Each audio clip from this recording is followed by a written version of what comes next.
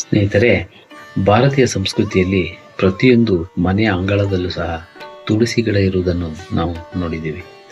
ತುಳಸಿ ಗಿಡ ಕೇವಲ ಒಂದು ಸಾಧಾರಣ ಗಿಡವೆಂದು ಭಾವಿಸಿದರೆ ಅದು ನಮ್ಮ ತಪ್ಪು. ತುಳಸಿ ಗಿಡವನ್ನು ಗಿಡಮೂಲಿಕೆಗಳ ರಾಣಿ ಎಂದು ಕರೆಯಲಾಗುತ್ತದೆ.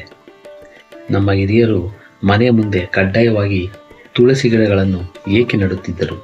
ಇದರ ಹಿಂದಿನ ಧಾರ್ಮಿಕ ನಂಬಿಕೆ ಏನು ಹಾಗೂ ಇದರ ಹಿಂದೆ ವೈಜ್ಞಾನಿಕ ಕಾರಣ ಏನು? ಇವತ್ತಿನ ವಿಡಿಯೋದಲ್ಲಿ ನಾವು ತುಳಸಿ ಗಿಡದ ಅದ್ಭುತ ಮಹತ್ವ, ಅದರಿಂದ ಸಿಗುವ ಆರೋಗ್ಯ ಲಾಭಗಳು ಮತ್ತು ಮನೆಯಲ್ಲಿ ತುಳಸಿ ಗಿಡ ಇರಲೇಬೇಕಾದ 5 ಪ್ರಮುಖ ಕಾರಣಗಳನ್ನು ಸಂಪೂರ್ಣವಾಗಿ ತಿಳಿಯೋಣ. ನೀವೇನಾದರೂ ನಿಮ್ಮ ಮನೆಯಲ್ಲಿ ಸಹ ತುಳಸಿ ಗಿಡ ಬೆಳೆಸುತ್ತಿದ್ದರೆ ಈ ವಿಡಿಯೋಗೆ ಒಂದು ಲೈಕ್ ಮಾಡಿ ಹಾಗೂ ಈ ವಿಡಿಯೋನ ಕೊನೆವರೆಗೂ ನೋಡಿ. ಹಿಂದೂ ಧರ್ಮದಲ್ಲಿ ತುಳಸಿ ಗಿಡವನ್ನು ಕೇವಲ ಸಸ್ಯವಾಗಿ ನೋಡದೆ ಸಾಕ್ಷಾತ್ ಮಹಾಲಕ್ಷ್ಮಿಯ ಸ್ವರೂಪ ಎಂದು ಪೂಜಿಸಲಾಗುತ್ತದೆ. ಪುರಾಣಗಳ ಪ್ರಕಾರ ತುಳಸಿಯು ಭಗವಾನ್ ಮಹಾವಿಷ್ಣುವಿಗೆ ಅತ್ಯಂತ ಪ್ರಿಯವಾದದ್ದು. ವಿಷ್ಣುವಿನ ಪೂಜೆಯಲ್ಲಿ ತುಳಸಿ ಎಲೆಗಳಿಲ್ಲದಿದ್ದರೆ ಆ ಪೂಜೆಯು ಅಪೂರ್ಣ ಎಂದು ಪರಿಗಣಿಸಲಾಗುತ್ತದೆ. ತುಳಸಿ ಗಿಡ ಇರುವ ಮನೆಯಲ್ಲಿ ನಕಾರಾತ್ಮಕ ಶಕ್ತಿಗಳು ಪ್ರವೇಶಿಸುವುದಿಲ್ಲ ಮತ್ತು ಸದಾ ಧನಾತ್ಮಕ ಶಕ್ತಿ ತುಂಬಿರುತ್ತದೆ ಎಂದು ವಾಸ್ತುಶಾಸ್ತ್ರಗಳು ಹೇಳುತ್ತದೆ. ಮನೆಯ ಈಶಾನ್ಯ ಅಥವಾ ಪೂರ್ವ ದಿಕ್ಕಿನಲ್ಲಿ ತುಳಸಿ ಗಿಡವನ್ನು ಇಡುವುದರಿಂದ ಮನೆಯಲ್ಲಿದ್ದ ವಾಸ್ತು ದೋಷಗಳು ನಿವಾರಣೆಯಾಗಿ ಆರ್ಥಿಕ ಪ್ರಗತಿ ಉಂಟಾಗುತ್ತದೆ ಎಂದು ಹೇಳುತ್ತಾರೆ. ಈಗ ಇದರ ಹಿಂದಿರುವ ಅಸಲಿ ವಿಜ್ಞಾನವನ್ನು ಅರ್ಥ ಮಾಡಿಕೊಳ್ಳೋಣ. ಕೆಳಗೆ ಸಾಮಾನ್ಯವಾಗಿ ಎಲ್ಲ ಸಸ್ಯಗಳು ಹಗಲಿನಲ್ಲಿ ಆಮ್ಲಜನಕ ನೀಡಿ ರಾತ್ರಿಯಲ್ಲಿ ಕಾರ್ಬನ್ ಡೈಆಕ್ಸೈಡನ್ನು ಹೊರಹಾಕುತ್ತವೆ. ಆದರೆ ತುಳಸಿ ಗಿಡದ ವೈಶಿಷ್ಟ್ಯವೇನೆಂದರೆ ಇದು ದಿನದಲ್ಲಿ ಸುಮಾರು 20 ಗಂಟೆಗಳ ಕಾಲ ನಿರಂತರವಾಗಿ ಶುದ್ಧ ಆಮ್ಲಜನಕವನ್ನು ವಾತಾವರಣಕ್ಕೆ ಬಿಡುಗಡೆ ಮಾಡುತ್ತದೆ.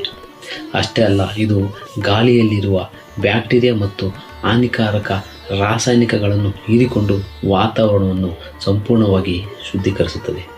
ಅದಕ್ಕಾಗಿಯೇ ಮನೆಯ ಮುಖ್ಯ ದ್ವಾರದ ಬಳಿ ತುಳಸಿ ಗಿಡವನ್ನು ಇಟ್ಟಾಗ ಮನೆಗೆ ಪ್ರವೇಶಿಸುವ ಗಾಳಿಯು ನೈಸರ್ಗಿಕವಾಗಿ ಫಿಲ್ಟರ್ ಆಗಿ ಪರಿಶುದ್ಧವಾಗಿ ಬರುತ್ತದೆ ಎಂದು ವೈಜ್ಞಾನಿಕ ಕಾರಣ ಸಹ ಹೇಳುತ್ತದೆ.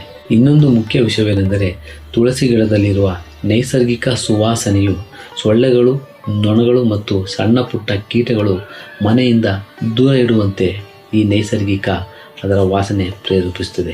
ಇದು ಯಾವುದೇ ಒಂದು ಸೈಡ್ ಎಫೆಕ್ಟ್ ಇಲ್ಲದ ಅತ್ಯುತ್ತಮ ನ್ಯಾಚುರಲ್ ಸೊಳ್ಳೆ ನಿವಾರಕ ಎಂದು ಸಹ ಹೇಳಬಹುದು. ಹಾಗೆ ಸ್ನೇಹಿತರೆ, ತುಳಸಿ ಗಿಡದಲ್ಲಿ ಪ್ರಮುಖವಾಗಿ ರೋಗ ನಿರೋಧಕ ಶಕ್ತಿ ಇದೆ. ಇದರಲ್ಲಿ ಆಂಟಿ ಆಕ್ಸಿಡೆಂಟ್ಗಳು ಸಮೃದ್ಧವಾಗಿದೆ. ಇದು ನಮ್ಮ ದೇಹದ ಇಮ್ಯುನಿಟಿ ಪವರನ್ನು ಹೆಚ್ಚಿಸಿ ಸಣ್ಣ ಪುಟ್ಟ ಕಾಯಿಲೆಗಳು ಬರದಂತೆ ತಡೆಯುತ್ತದೆ. ಎರಡನೇದಾಗಿ ಇದರಲ್ಲಿ ಉಸಿರಾಟದ ಸಮಸ್ಯೆಗಳಿಗೆ ಇದು ರಾಮಬಾಣ ಎಂದು ಹೇಳುತ್ತಾರೆ. ಶೀತ, ಕೆಮ್ಮು, ಕಫ ಅಥವಾ ಉಬ್ಬಸದ ತೊಂದರೆ ಇರುವವರಿಗೆ ತುಳಸಿ ನೀರಿನ ರಸ ಮತ್ತು ಜೇನುತುಪ್ಪದ ಮಿಶ್ರಣವು ಒಂದು ಅದ್ಭುತ ಔಷಧಿಯಾಗಿ ಕೆಲಸ ಮಾಡುತ್ತದೆ. ಹಾಗೆ ಮೂರನೇದಾಗಿ ಮಾನಸಿಕ ಒತ್ತಡ ನಿವಾರಣೆ.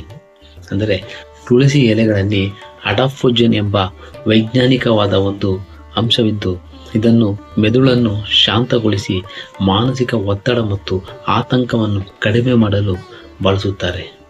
ಹಾಗೆಯೇ ತುಳಸಿ ಗಿಡವು ಜೀರ್ಣಕ್ರಿಯೆಗೂ ಸಹ ಇದು ಒಂದು ರಾಮಬಾಣವಾಗಿದೆ.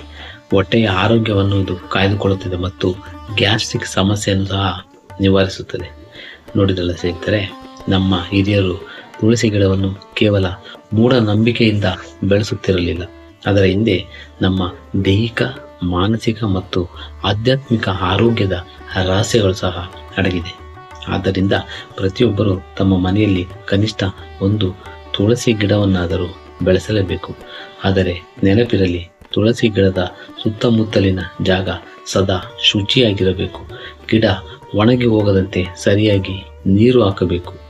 ಭಾನುವಾರ ಮತ್ತು ಏಕಾದಶಿಯ ದಿನದಂದು ತುಳಸಿ ಎಲೆಗಳನ್ನು ಕೀಳಬಾರದು ಎಂಬ ನಿಯಮವಿದೆ. ಇದನ್ನು ಪಾಲಿಸಿ. ಗೆಳೆಯರೆ, ನಿಮ್ಮ ಮನೆಯಲ್ಲೂ ಸಹ ತುಳಸಿ ಗಿಡ ಇದ್ದರೆ ನೀವು ದಿನವೂ ಅದಕ್ಕೆ ಪೂಜೆ ಮಾಡುತ್ತೀರಾ ಎಂಬುದನ್ನು ಕಮೆಂಟ್ ಬಾಕ್ಸ್ನಲ್ಲಿ ನಮ್ಮೊಂದಿಗೆ ಹಂಚಿಕೊಳ್ಳಿರಿ.